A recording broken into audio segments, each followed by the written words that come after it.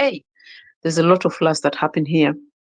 But while the impacts of climate change are devastating, the advances to tackling it, I guess for me, are a bit a miss and hit. But we're going to hear from John because he runs an organization that specifically deals with that. And the COVID-19 also brought devastation to millions around the world, disrupting many parts of the global economy, and we are still recovering from that. And governments, including our own in Zimbabwe, which did very little to support people during COVID and up to now, siphoning the money towards their own personal priorities. Most governments have stepped up to protect lives and livelihoods. And I think this is the huge part of why we're having this series, is the lives and livelihoods of people in Zimbabwe.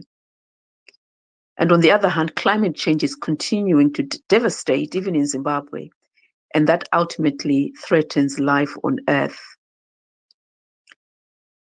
And what has been surprising is that the UK government have invited Idi Mnangagwa to COP26, and the aim of the UK, because they are holding the presidency, is that the UK is working with every nation in the globe to reach agreement on how to tackle climate change. And more than 190 world leaders are expected to arrive in Scotland between the 31st and the 12th of November. So the conference is between the 31st and the 12th. So they'll be arriving maybe a few days before, because as you all know, surprise, surprise, the red list shrunk to 8 countries.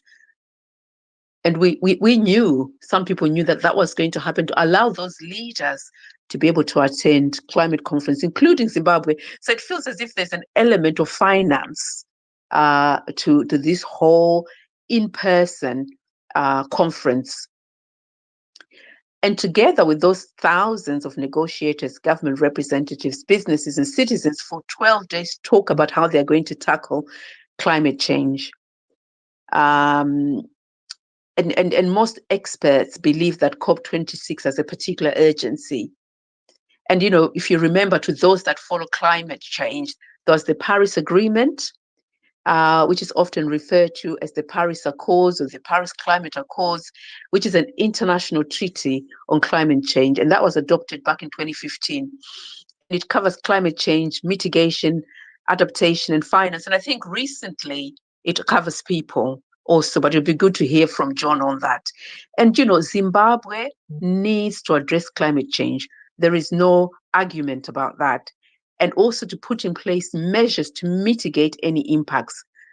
But there are other issues that need to be addressed most urgently, and this is the people issue.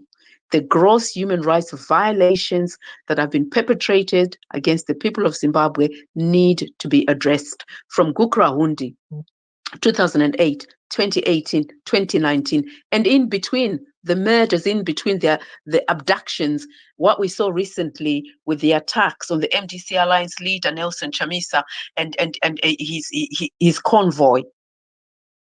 And so the extending of an invitation to Idi Mnangagwa to the UK, to this conference, has angered many Zimbabweans and other sympathetic voices.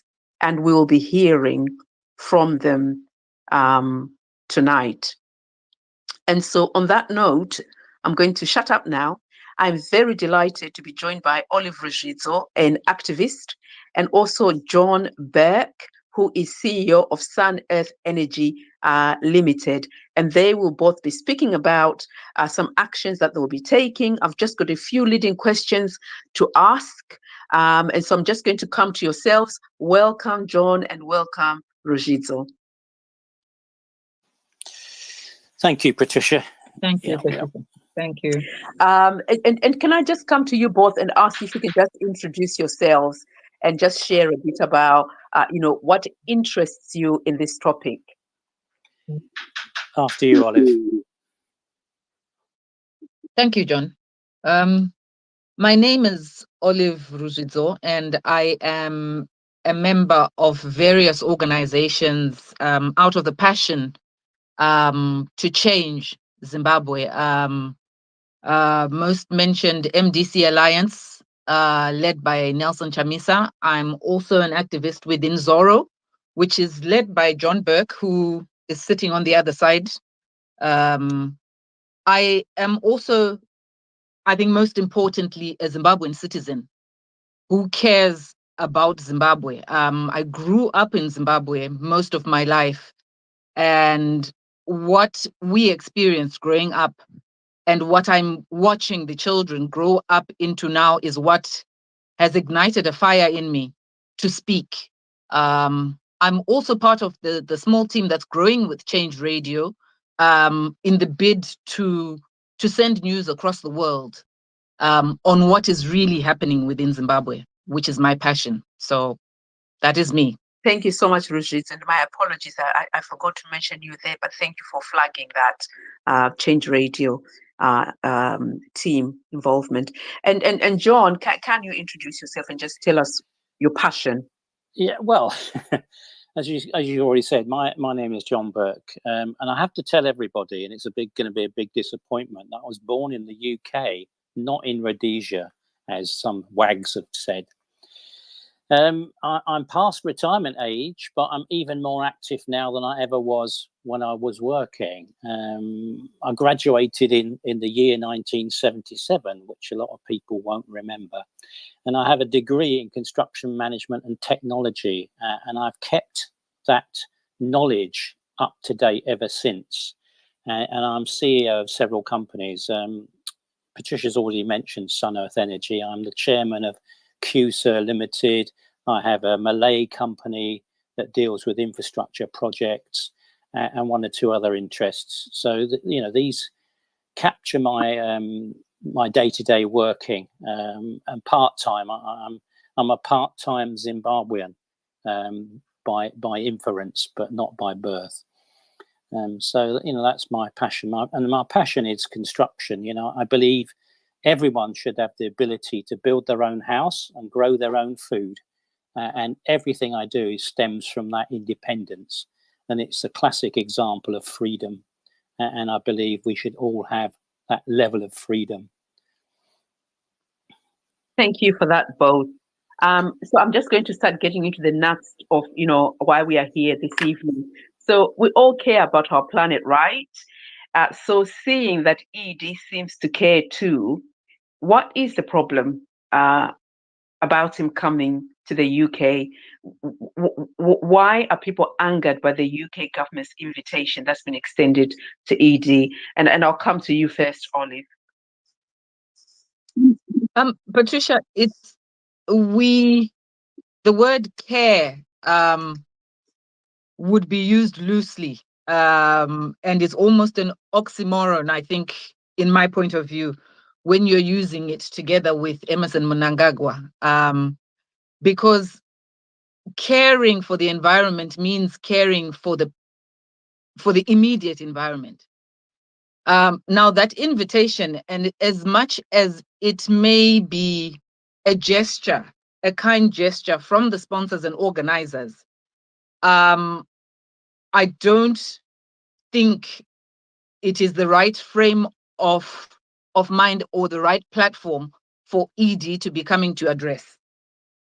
We are angered because there are more immediate issues that should be dealt with over and above climate change within the country of Zimbabwe. Now, we're not saying by any means that climate change is not an issue. And we are not saying that we should not be doing anything about our environment. But I think our priorities need to be put right as a country of Zimbabwe. For a long time, and for 40 odd years, for 41 years, we've been under the rule of Zanu PF with a lot of injustices that have happened. I had the privilege of looking through the program for COP 26, and some of the activities or part of the program is talking about just governance of the environment, whether be it finance, agriculture, and so on and so forth. So how do you invite, and that is the infuriating part, how are you inviting a person who does not know how to be just and how to be civil with the people that are within the environment that is close to him? How are we as a nation able to represent that Zimbabwe can speak about environment when Mbare is rotting, is a rotting corner, and not just Mbare?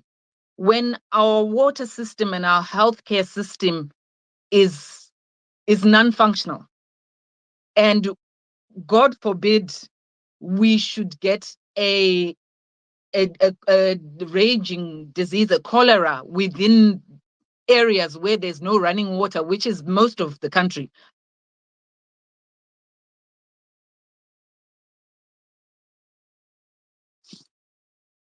Can we hear you, Olive? You seem to have broken.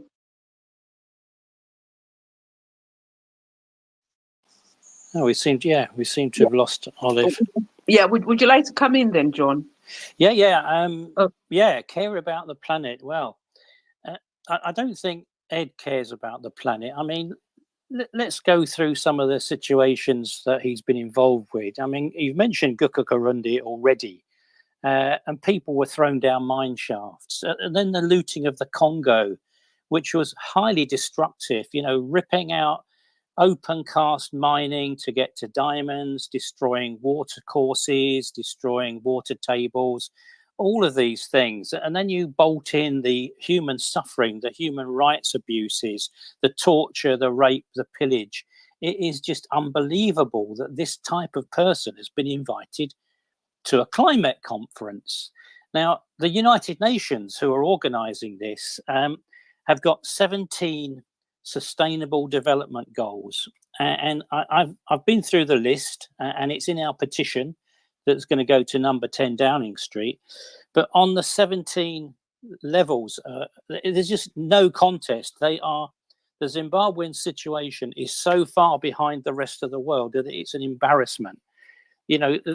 Running water. No, there isn't any running water. Sewage in the streets. No electricity, no rule of law, no independence. None of the requirements of the United Nations are going to be met in Zimbabwe. In fact, it's the opposite. They are so far away from reality that it's disgraceful what the situation we've got. So I as what I feel is an environmentalist as opposed to a climate change person, because I think there's too much politics in climate change. There's been an overestimation of some of the issues and blaming climate change rather than filled up water courses and ignoring things like waste. One of the main issues our company deals with and we're trying to avoid is the wastefulness of our society. It's built on waste. Everything people do is wasteful. We waste farming land. We waste fuels for energy by inefficient transport methods. We waste material deposits and mineral deposits. They're all wasted because we're not using anything effectively and efficiently. A lot of these things are finite, and yet we're plowing our way through them. The mobile phone is a perfect example of market-led consumerism that is a real danger. People desperate for lithium and batteries and all this sort of thing. It's because of the mobile phone. It's a double-edged sword. The waste is phenomenal. And then the other big issue, as far as I'm concerned, with the climate is pollution itself. Now, pollution covers all sorts of things. People will recognize what an oil spill is pollution. However, they may not recognize that the slurry runoff or the runoff from fertilizer from a farm can actually cause algal blooms in the water courses, which actually then interfere with oxygen generation in the water. All of these things are pollution. Pollution covers so many areas these days. People have very little technical knowledge, and to get your technical knowledge from the IPCC is incredibly dangerous. There are a lot of alternative views out there on what I regard as a human scale. The issue I have with the whole climate movement, it's a governmental scale arrangement where people can't be involved because the government can. And that in itself smacks to me of incompetence, and them and us. You know, big government is a big problem. You know, big government with plus big corporations is a major problem. We want to move back to human scale activities. As I said at the beginning, if you can build your own house and grow your own food, we're fine.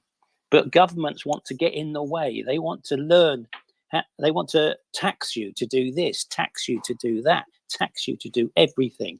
This is the function of government, not necessarily beneficial, but funding itself as a creature.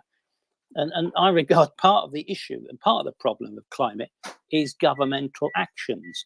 There are a lot of scientific experiments going on that are contrary to the climate and the environment, very contrary, and they've been going on for a long time.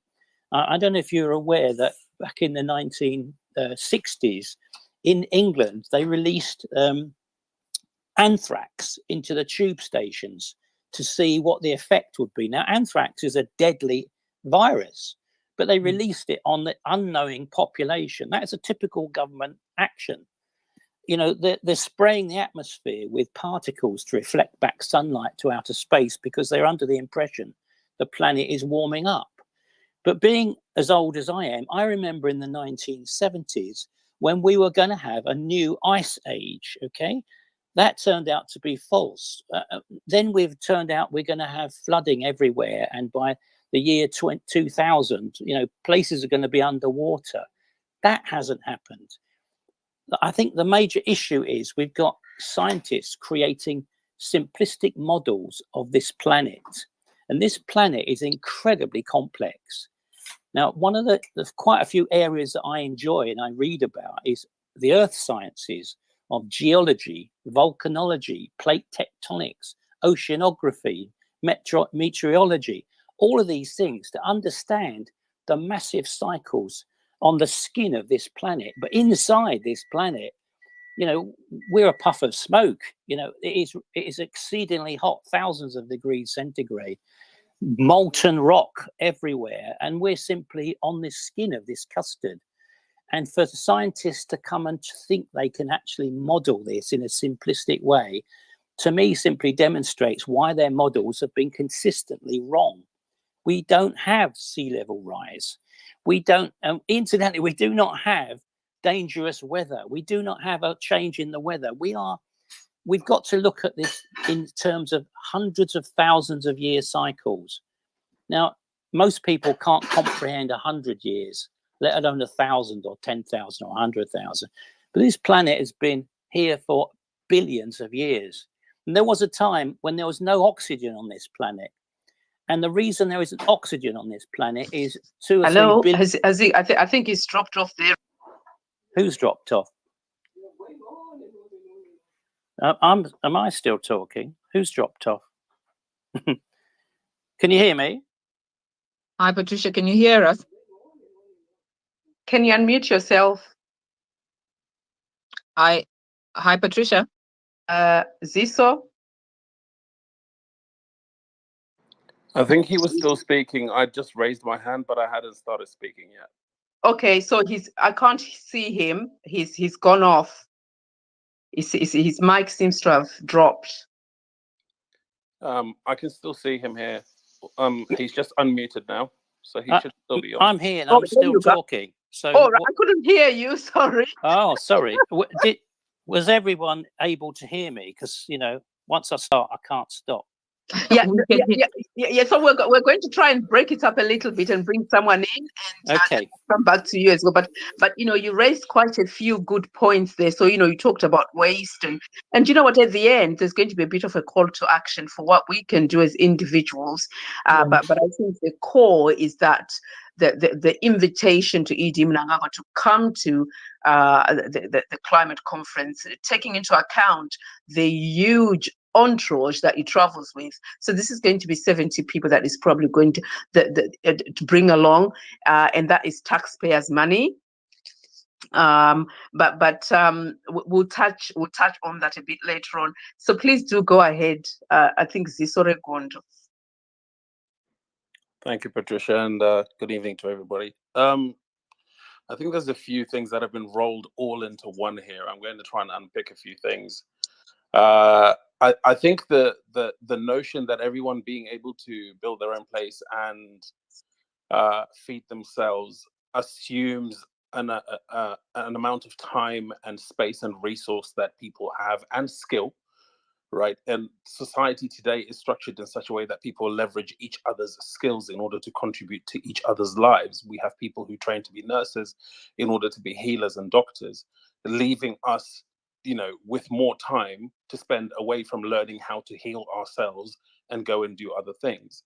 There are people who work in technology and they facilitate our access to, services and systems that we otherwise would not be able to have enough time to learn and build for ourselves. And if you look at people living a rural lifestyle or a homesteader style lifestyle, those people are fairly fully occupied on a day-to-day basis, even if you took it down to the notion of permaculture, right, which is as uninvasive on the planet's resources as possible. You're still looking at a situation where people have very full days, simply sustaining a livelihood as a human being in and amongst nature with as little impact as possible. Now, that's all fine and good as an aspiration until you give people agency to decide on what they would like their life to be like.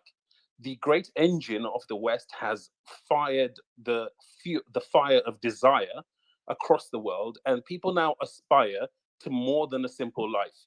It is a fact. It is out there. It's not going anywhere. It's maintained on many, many YouTube servers. People are going to want more than the basics. And that's the reality of the situation we're in now. Trying to extinguish that fire is an exercise in futility itself. There is no way that is going to stop. I'm not an advocate of it. I'm simply recognizing the reality of the space that we're in. Now, with regards to governments and their roles now, ideally, you want a government to be a system that takes care of the things that are too big to be taken care of at a microeconomic level, at a people level. You were talking about the human levels at HRO. I can't remember your name, but you're talking about things that happen at a human level. I can't build, an electric vehicle which is going to have a less impact on the world compared to a fossil fuel powered vehicle, right? Those bringing those technologies online requires research. It requires great efforts, which require collective funding, which is represented in part in taxes, which means you need a government to manage that kind of system. So dismissing the way the world works now when it is accelerating in that direction is potentially saying to the people who haven't reached there, you can't have that. And to say to the people who've already got it, well, try and find a way to give it less of an impact. That disparity will fall hardest on the parts of the world that have spent most of their modern lives being exploited and not having had an opportunity to even catch up or equalize, right? So there's things like that to recognize as well. Now, with regards to the specific situation of Zimbabwe, I'm in complete agreement with anyone who doesn't recognize Zanu PF as a party that can provide a representative who is actually going to care about the people of Zimbabwe. That party has pretty much been in governance either by itself or only for a short time in the company of other people for over 4 decades, right? And it has spearheaded the degeneration of Zimbabwe into a laughingstock from something that actually had promise. Now, 70 people, what are they there for? It's because you're dealing with a leader who is so insecure that he can't walk amongst people without fear of something happening to him. It's just an indicator of where he is. Is this summit going to help Zimbabwe? Not particularly. The government of Zimbabwe doesn't care about the environment. The government of Zimbabwe doesn't care about land rights. You've got people in Zimbabwe right now being displaced because someone wants to, blow a hole through some graves in the search for coal in 2021, right? So inviting him doesn't really make a difference. You'd need to have looked at people like Boris Johnson to actually be serious about their climatic commitments, and they're not. There's a whole lot of hypocrisy swirling around this situation. people who have the moral high ground on climate change are sidelined when it comes to things like this. And also, it's very difficult for them to speak at that level because usually they have already benefited to an extent on the pre-green, revolutions that have already come to pass. So who is the right person to represent the correct position on climate change? And is it an ethical position or a political position? Because nobody owns ethics, and politics is now currently subdivided amongst teeny little borders that most people in the world didn't even draw. Thank you so much for that, Azisore Gondo. Before I ask John to comment, can I just come back to Olive, because you'd been speaking and you dropped off. If there was anything that you wanted to add, and bearing in mind that we've only got about 25 more minutes of this, but as I said, just to repeat for those that have joined now, we will be running this series every week. This is just the beginning, talking about the climate change conference, the participation or invitation of Zanu PF leader Idi Mnangagwa to the UK, and just amongst ourselves, trying to understand, to unpack that, asking ourselves whether that was the right thing to do when we reflect on what Zimbabwe looks like today, and what it should look like for the future, and the fact that Ziso referred to the degeneration of the country over the last 41 years. Is it the right thing for them to fly here to this country? Or indeed, was there a reason for this conference to be an in-person conference? Could they not have done this via Zoom? So Olive, please do go ahead. Thanks, Patricia. Can you hear me now? Yeah. Okay. I think I'd started touching on the same things that Ziso just mentioned, that is there a need for an entourage to come through with the state that the country is in at the moment. I think we are not prioritizing. Furthermore, there is 70 people, if this is fact, that are coming in on an airplane, and what are the functions of those 70 people?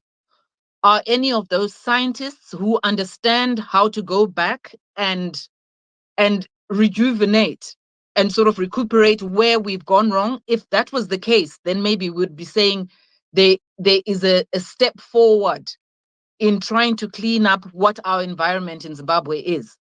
The anger, and I think what your question was initially, was the anger is in realizing that the person who is coming is seemingly being said to care about the environment around him, but does not care about his people. We can go on and on. I think there's so many documents that have cited and quoted villagers who have been homes, their grave sites, their forefathers' homes. We now have miners who are going into our natural lands that are owned by the government, who are going into animal habitats. Now, how is that caring? And if the UN can earmark Mnangagwa as a person who needs to come and speak or talk about or share within COP26, should they not have called him in 40 or 41 years ago? I say called him in as in Zanu PF. Should they not have looked at how they are looking after their environment resources being the people, and address that first before coming into COP26? Because like John said, I don't think Zimbabwe has a lot to worry about with regards to climate change at the moment, because of the number of things that have gone wrong. But that's my anger, that's my passion. That is not priority. COP26 is not a priority. Our fiscus is strained. You cannot have 70 people coming in to stay 14 days and using £1 in a country where you cannot afford to pay teachers and doctors, where you cannot afford to have running water, you cannot afford to provide medication, you cannot afford to have maternity homes for women. It doesn't make sense. Thank you there, Olive. And I think those are the critical questions, isn't it? It's why are you flying with an entourage that large? And why are you flying anyway, even if there were 2 people coming? We hear a lot about government, particularly the government here, talking about reducing emissions, talking so much about caring for the planet, but actually the actions don't match the words. So they don't walk their own talk. It's a whole political situation, as John described it, in that there's something that the political leaders are getting or gaining from leading on this, seemingly as a good thing for the planet, but actually to a certain extent, it's not all that is being hyped up to be, is my own personal take. Now, was there anything that you wanted to add, John, before I go on to ask the next question? Yeah, sure. There's just something to reply to Zizo. I was certainly not suggesting that people live at a subsistence level at all. It's just that from a human perspective, I regard the human interaction with the environment is more important than living in a city. However, our organisation, my company, we are involved in new city developments, and we're integrating everything. It's, we're rainwater harvesting. We've got energy being developed from sewage and organic wastes from the farming side. It's a complete energy efficient city, because part of the issue that the West has is that our energy production is incredibly inefficient, using centralized systems of gigantic power stations remote from where the need is. On balance, even in the UK and the US, energy efficiency is down to 22% of the fuel used to generate electricity. Only 22% gives you the electricity. The rest is wasted as heat. Well, so we're involved with that side of the equation to make things more efficient, more energy efficient, more resource efficient, which to me is more of a climate impact than anything, because the waste we do, the UK, for example, in its energy production with coal, was using high sulfur coal in the 1950s and 60s that were burning across, as I say, 20% efficiency. So 80% of the coal that was burned was the smoke from that drifted across to Norway and destroyed all their trees, because we gave them a disease. Because we were using 4 times more fuel than as coal as we needed to. So energy efficiency and improvements in efficiency are really core to what we're trying to do. So yeah, there's no way. I mean, I love permaculture, and I'm not talking about subsistence levels. And I understand the modern idiom requires people to have too much technology, if anything. But what I'm pointing out is the wastefulness of that modern technology. Mobile phones really have got a 1-year life, 18-month life. And that's wrong. We need to build in more resilience to these devices, more parts that can be repurposed. The electronics are expensive resources to be dug out of the earth, and we are not replacing them. Lithium is a very difficult product to get out, and lithium batteries are not the most efficient. There are other technologies that need to be explored. Again, improving efficiencies. Electric cars are not the answer. We do gas cars. We do gas made out of sewage. So biomethane cars, biomethane lorries and buses. That, for example, in Lille, in France, all the buses, 197 of them, run on the gas produced by the rubbish dump in the city. Now, if only we could do that in, say, London, for example. London has 150 rubbish weigh stations. They then take the rubbish by train to dumps all around the UK, including as far as Oxfordshire. That is not efficiency. Thank you so much. It's unbelievable. Thank you. I'm really conscious of the time now, and I want to go back to the Zimbabwe issue because the Zimbabwe issue is what we do want to focus on.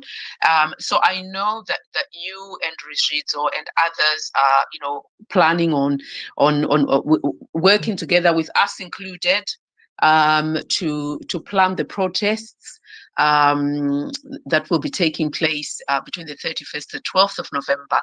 And I know that you mentioned the 21st of October petition that is going to be handed to number 10. Now, I just wanted to come to you, Olive. How are those plans progressing before I go to John? Okay, I will let John speak about the petition and the details of the petition, but we have Raw Zimbabwe, who are based in Glasgow, or well, the people involved are based in Glasgow. Bongai and Alvina, who are leading a demonstration that will be held sometime during the COP26 to really be the voice and the expression of Zimbabweans. Details will come through, hopefully, I think in the next week or before that, possibly on the website. The Change Radio will also flight that. But it is a point where we are saying UK needs to hold Mnangagwa accountable for the human rights violations before he even has a chance to go and speak about climate change. We need to come together as Zimbabweans to voice and express ourselves on what it is that is important to us immediately. I mean, as we have been known for a long time, we had been known for a long time as the breadbasket of Africa. For those who know Zimbabwe very well, if you drive down the Mazoe Road, we used to see a whole lot of oranges that supplied the Mazoe manufacturer. That is completely gone. Yeah. You cannot see that. And that is land that the people of Zimbabwe, like John was mentioning, that we can feed ourselves. Yeah. And that is the basics. Those are the basics for us Zimbabweans. And this is what we are saying, that he needs to be held accountable before he can be invited to speak about things that do not have immediate impact on Zimbabwe's people. COVID-19 came, there were so many catch and releases from the corruption around COVID-19, which is still not under control. Vaccination is still not under control. And I think that's the issue. So that demonstration, Raw Zimbabwe will be communicating that through the various channels, including Change Radio, Zoro websites, Raw Zimbabwe websites. Look out for that, and please join in. Thank you so much. And I really appreciate the fact that you've brought all those issues up that are affecting Zimbabweans today.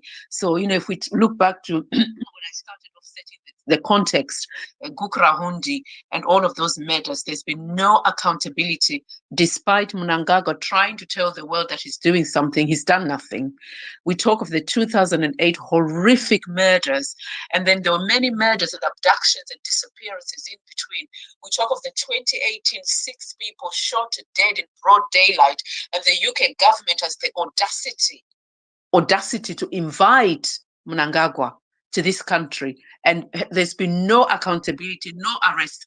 We talk about 2019, between 12th and 24th January, the fewer protests that saw 17 people die and 50 women raped by the National Army, the Zimbabwe National Army. And I know that there are more than 50 women. So these 50 women are the only ones that were able to speak to the press anonymously. What about the other women that just didn't even dare? And their husbands don't even know that they were raped. Their partners don't know that they were raped. And some of those had HIV, so the soldiers passed on HIV.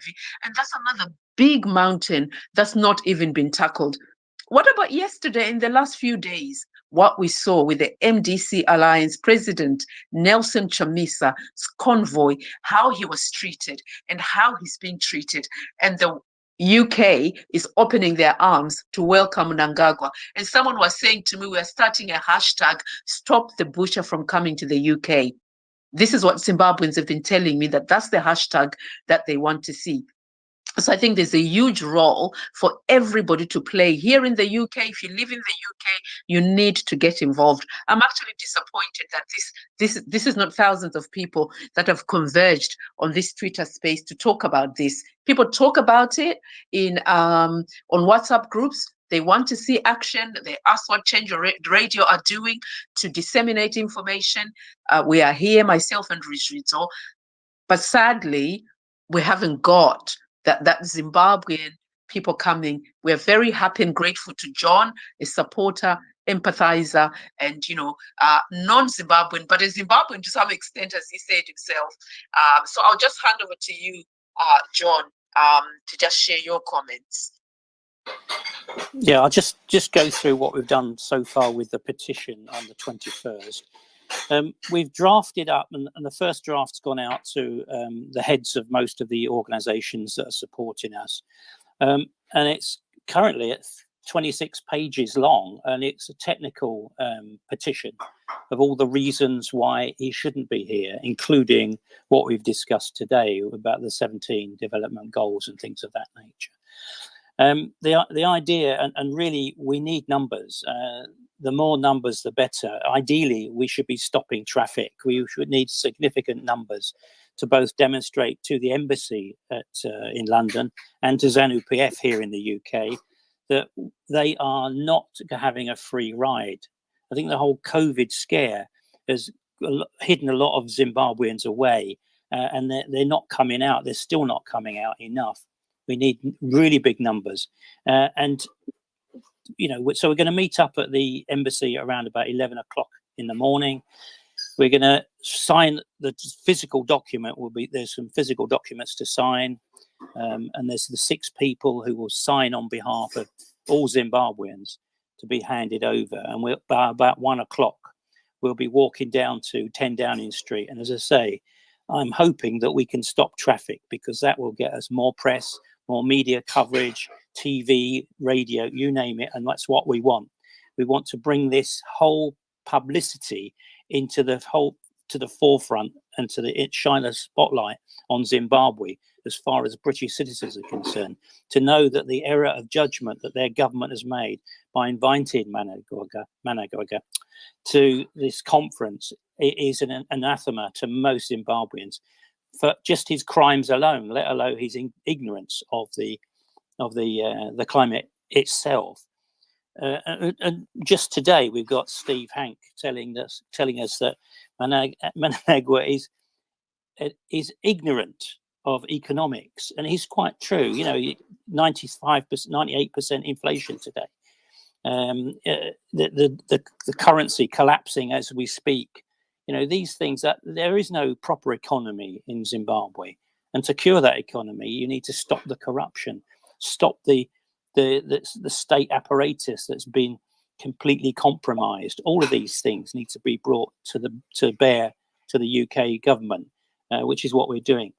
Now, once we've handed it over to Boris Johnson at the 2 o'clock mark, we will then be emailing a copy of that to all and sundry, because we know Boris Johnson will do nothing with it. He'll just sit on it. So we need to market this document, and I'm waiting for comments back from the 7 or 8 people who've got drafts of that, so we can synthesize it and improve it, because it's not a finished document at this time. But that's the idea. We have to market this independently. So the petition itself, the handover, is simply a marketing gimmick to gain more publicity, but the actual content will go out to a lot of people. Now, there's a lot of organizations supporting us because of this 100 people a month being deported business. We've got 38 separate charities supporting Zimbabweans at the moment, and we're engaging with all of those too. So I'm hoping a lot of non-Zimbabweans will be there as well, which is why, as I say, we need to aim to stop traffic. Has he gone? I'm sure he's probably, have you put yourself on mute? Yeah, I did. I put myself on mute. Okay. All right. Thank you so much. And so just to recap, on the 21st of October, you are going to congregate outside of the Zimbabwe embassy at 11 o'clock in the morning. I'm assuming that there'll be some dancing there, some singing, and the press may come to talk to people that are there. So we need to reach out to the press, to Al Jazeera, BBC, and all of those to be present. And then you walk down to number 10, hand in the petition. So a few people are going to go into number 10. So 6 people are going to go into number 10. Others will be waiting outside. And then you come out and disperse. And then the big job of sharing the petition with other organizations, and I'm thinking other embassies also. And I think there's also an element of protests outside the head offices of the organizations that are sponsoring COP26. It needs to be brought to their attention that by virtue of their sponsorship, they are actually complicit in the atrocities that are being committed by Mnangagwa. I think it's really important to raise it. So, we've got people like Sainsbury's, and Sainsbury's are at Holborn. We've got Unilever also somewhere in West London. Was it? Yeah, West London, somewhere there near the city. So we've got a few of these, and I think that we'll need a group of people that can go and do this flash protest outside of these head offices before the climate conference. And this is something that we're going to take offline, but very keen to get others that may want to be involved in those flash protests. Now, we've only got 5 minutes, and I've seen that Jason has come on. Please do say some few words. Thank you. Oh, thank you, Patricia. Good evening, everyone.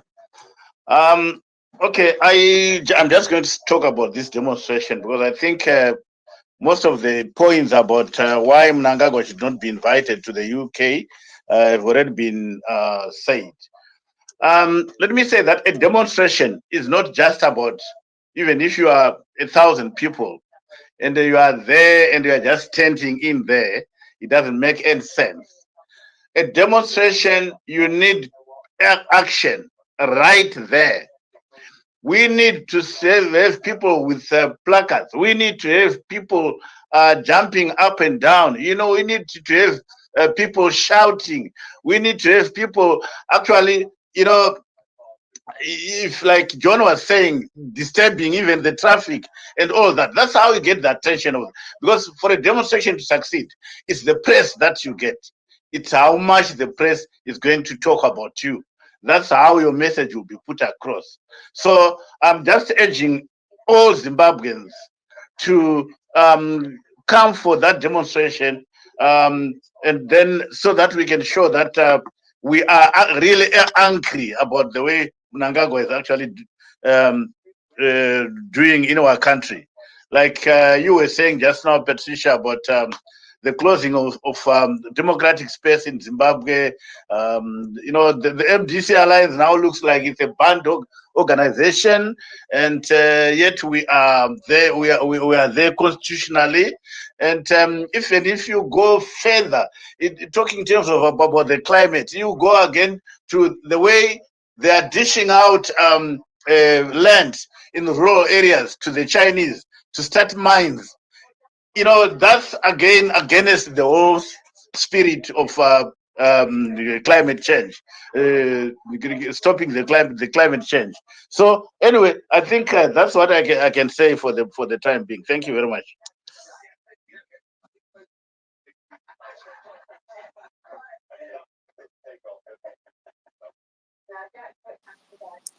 I'm not sure why Patricia's not there, but thank you very much, Jason. Yes, that's exactly the point. I am here. Okay, I'll go now. No, that's fine. I was just going to say we're going to be closing in the next couple of minutes, and I was going to come to you, John and Olive, just to give us some closing remarks. So we are going to be back on the space next week, and I think we'll give it 1.5 hours next week. So if you can go ahead, John, and then Olive.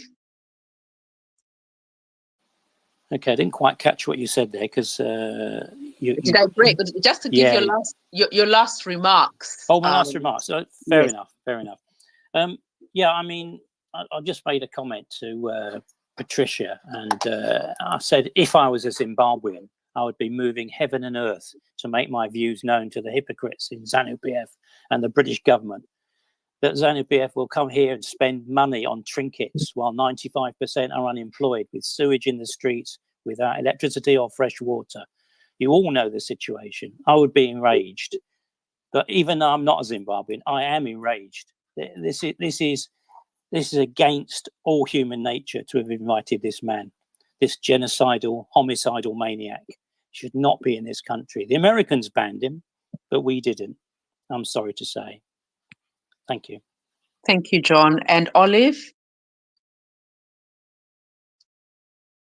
I want to just encourage people to express themselves. And I think what we've tended to do as Zimbabweans is watch things happen and criticize from the sidelines, when in actual fact, it affects all of us. This is our country. This is our land. Whether you are based in the UK as a British citizen, whether you are married here, I think this is our country and this is our chance to speak. There is no one who's going to speak about your troubles better than yourselves. So let's take this opportunity to air our views, bring it to the world, express ourselves. I think there was a question somebody asked on one of the groups, what the importance of what we think we will achieve with a demonstration. And what I want to answer is, the demonstration is an expression of how we feel. If we keep quiet, we are content. And the British are not going to come and ask us to say, are you happy with what is going on? Are you happy in your country? We are not happy. We are externalizing what we feel. Zimbabwe is not right. Zimbabwe is going through a time where there is no running water, there's failed drinking water supplies, failed sewage system, failed electricity supply. Come in your numbers. Raw Zimbabwe will avail all the details in Glasgow for the 31st, I think it is, but I think they will avail all of the details. Please come forward. Share, communicate, talk about it, come forward. It's our Zimbabwe. Thank you so much. I want to say a huge thank you this evening to John and Olive for taking the time out to come and join us as speakers, and also to Ziso, who came on board. I think your hand was up. Sorry, I didn't see that, but we are here again next week. We're going to communicate via Twitter. If you don't already follow us, please follow at Change Radio Zimbabwe. So at Change Radio ZW. We are on Facebook as well at Change Radio Zimbabwe. We are on YouTube. Please follow us. Please reshare. This is a really important conversation.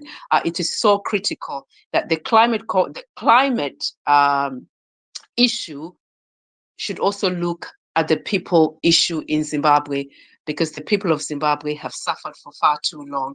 And thank you also to Jason, who I think is now dropped off, who had joined to share a few words.